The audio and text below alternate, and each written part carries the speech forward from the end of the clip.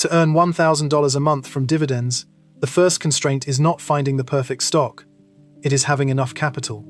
At a 3% yield, that is roughly $400,000. At 4%, around $300,000. At 5%, about $240,000.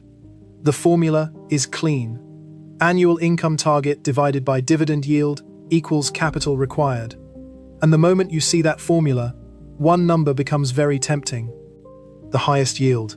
Because if 5% needs $240,000, perhaps 7% only needs about $171,000. That is where the trap begins. A high yield does not always mean a strong business. Sometimes it means the share price has fallen. And here is the mechanism. Yield is calculated as the annual dividend divided by the current share price. So when the price drops, the displayed yield rises automatically. That number you find attractive may not be a sign of strength. It may be a signal that other investors have already priced in greater risk. That is why yield alone can mislead beginners.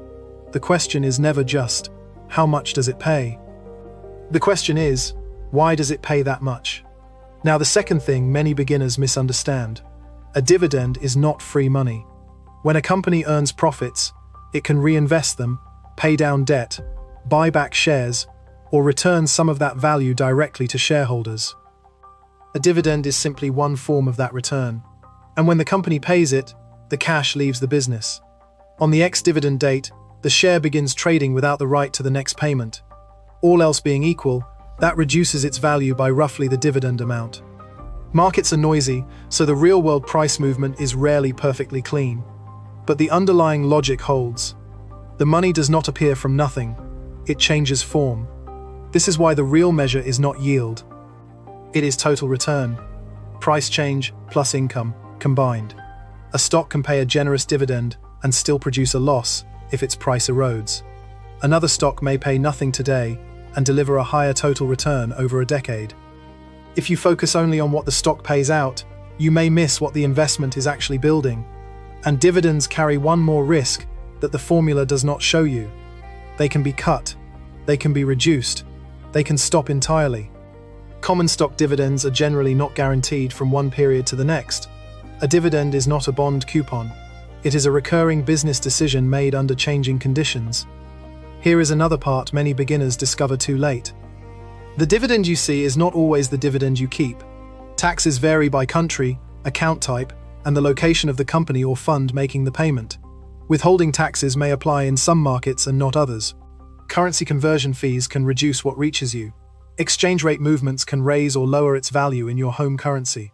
Two people can hold the same fund and receive different net income because their jurisdiction, account structure, costs, and tax treatment are different. A global dividend strategy is never only about yield. It is about what remains after taxes, costs, and currency effects. Now, the part that matters most if you are still building. Reinvestment may be more powerful than spending the dividend. Each payment you reinvest buys more shares. Those shares may generate more dividends. Those dividends can buy more shares. The income looks small in the early years. The engine grows quietly. This is why the beginning of a dividend strategy is rarely about income. It is about capital, compounding, and time.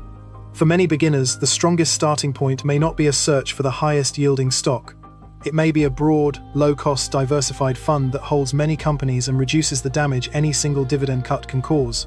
That does not eliminate dividend risk. Widespread dividend cuts or concentration inside the fund can still reduce its distributions. But it leads to a more honest question. Not, which stock pays me the most, but what kind of portfolio can generate sustainable income while managing risk? Living off dividends is possible, but the income does not begin with the payout. It begins with the capital, the quality of what you own, whether the payout is supported by durable cash flow or financed in ways that may not last, and the time you give it to compound. The payout is visible. The compounding is the real story. If this helped you understand what dividend income actually requires, subscribe to Wealth Decoded. Next week, we are decoding 5 hidden money traps that can keep you feeling broke, even when your income rises. See you then.